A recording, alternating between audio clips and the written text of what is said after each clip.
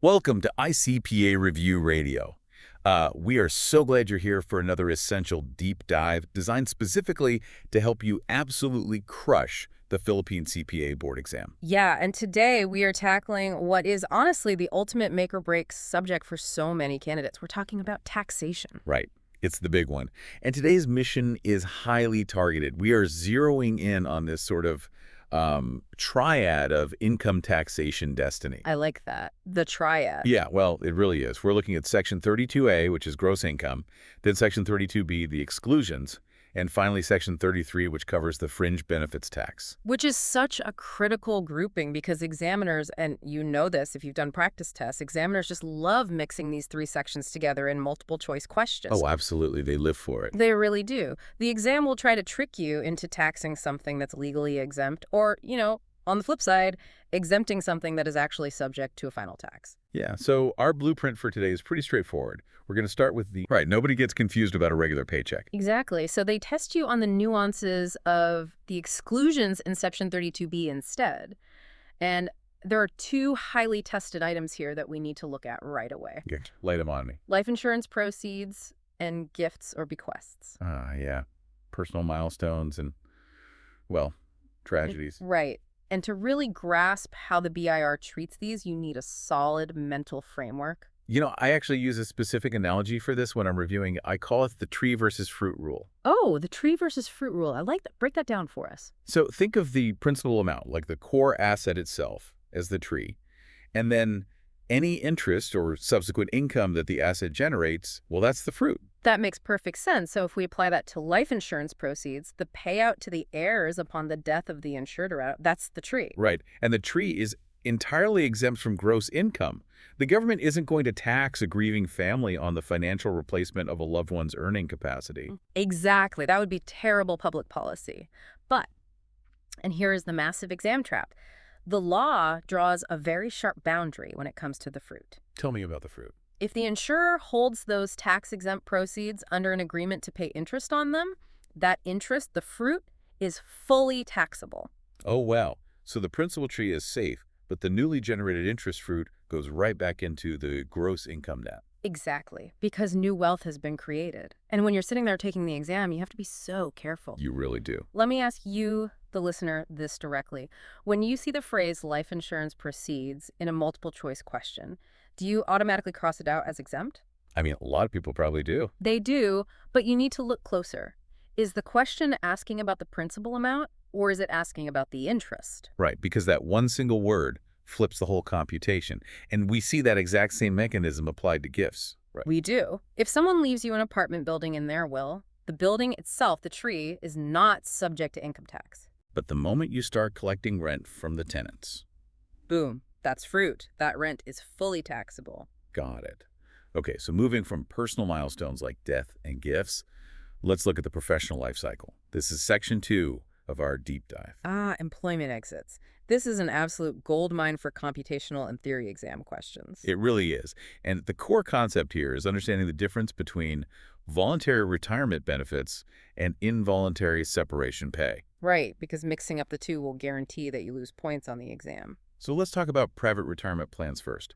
Under RA 7641, the rules here are, honestly, super wordy. Do we have a memory trick for this? We definitely do. For voluntary retirement, you need to remember the 50-10-1 rule. Okay, 50-10-1. What do those numbers stand for? The employee must be at least 50 years old. They must have 10 years of continuous service with the exact same employer. And they can only avail of this specific tax exemption one time in their life. 50-10-1. That's super clean. And there's one more condition. The employer's plan has to be a reasonable private benefit plan, meaning the funds cannot be diverted for other corporate purposes. Right. They can't just raid the retirement fund to build a new factory. Right. But wait, let me push back on this a bit as a nervous reviewee. Go for it. What if an employee gets severely sick and has to leave the workforce at age 40 after only 3 years at the company? Do they get taxed just because they failed the 50-10-1 rule? And here's where you need to read the problem carefully. The answer is no. They do not get taxed. Oh, thank goodness. Right. This is the involuntary separation exemption. Separation due to death, sickness, physical disability, or, and this is the key phrase, any cause beyond the control of the employee. Any cause beyond their control. Exactly. If it's involuntary, the severance is completely exempt. Regardless of age or tenure, the 50-10-1 rule just evaporates. Because the government recognizes that severance in a hardship situation is a lifeline, not a windfall. Precisely. They refuse to tax a hardship. And while we're talking about safe havens, there are a few other untouchable retirement funds you just need to memorize for theory questions. Right, the absolute ghosts of gross income. What are they? Any benefits from SSS or GSIS? Completely exempt. Got it. U.S. Veterans Administration benefits paid to residents here. Untouchable. And pensions from foreign governments, whether you're a resident or even an alien coming to reside permanently in the Philippines. All totally safe from the gross income net. Every single one. Okay, so we've covered standard income, we've covered hardship exits.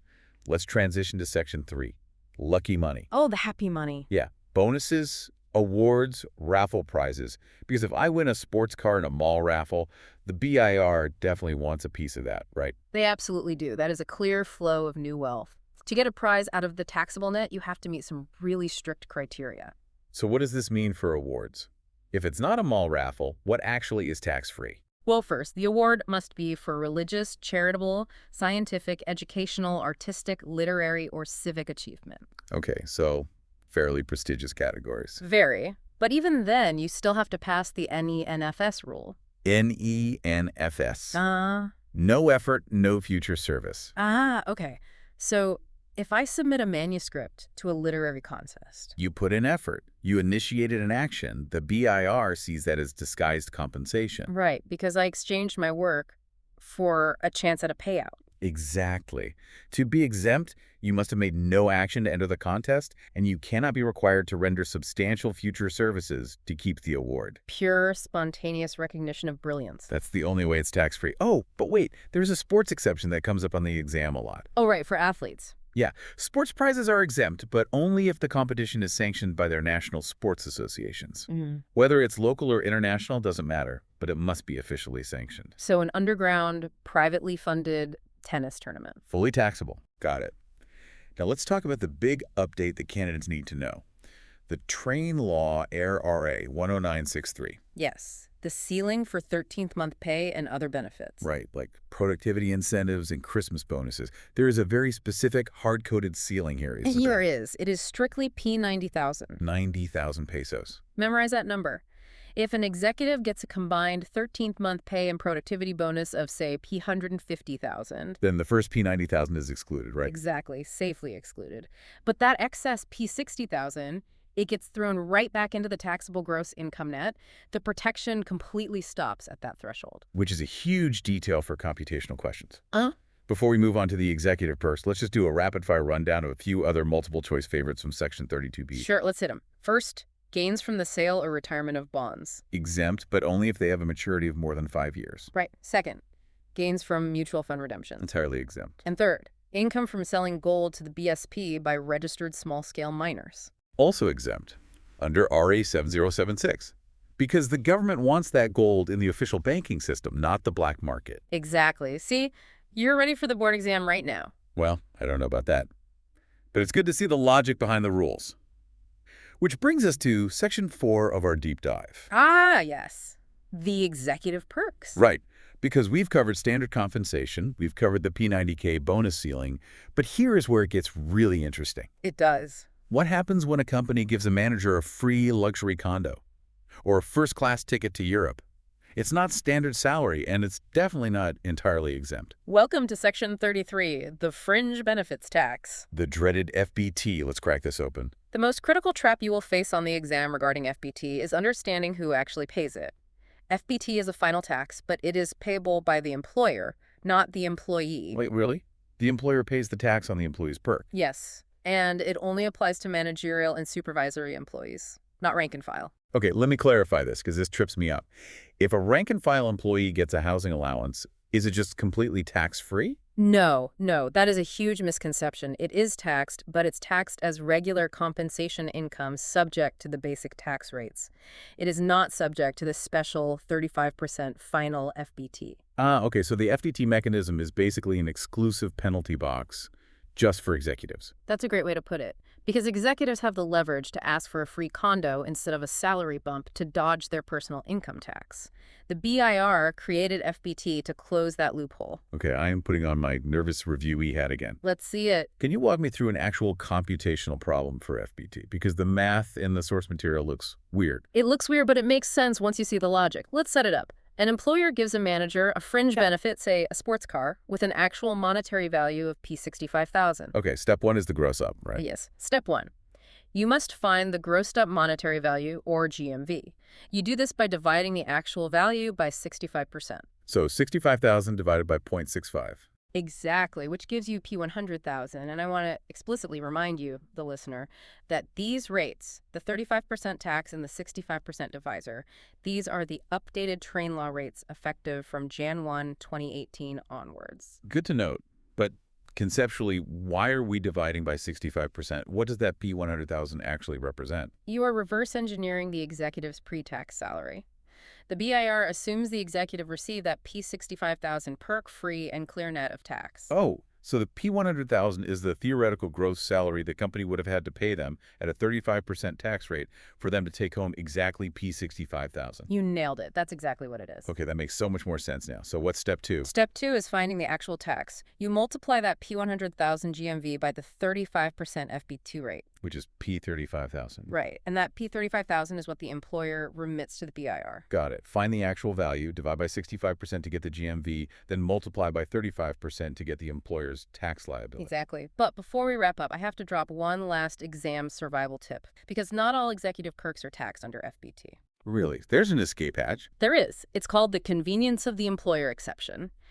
If a benefit is required by the nature of the trade or business, or if it is for the convenience or advantage of the employer, it is entirely exempt from FBT. So like if a mining company forces their site manager to live in a company house right on the extraction site so they can monitor things 24/7. Exactly. That's not a luxury perk. That's a leash. The company needs them there for the business to function. So no 35% tax. That makes total sense. The BIR looks at who is actually benefiting from the arrangement. Exactly right. Man, we have covered some serious ground today. You are now officially armed and ready for these tax traps. You definitely are. Let's do a quick exam day checklist. Can you give us the 4 must-remember takeaways from today? Absolutely. Number 1, the tree versus fruit rule. Remember, life insurance principal and gifts are exempt, but the interest or rent they generate is fully taxable. Right. Tree is safe, fruit is taxed. Number 2, the 50-10-1 retirement rule.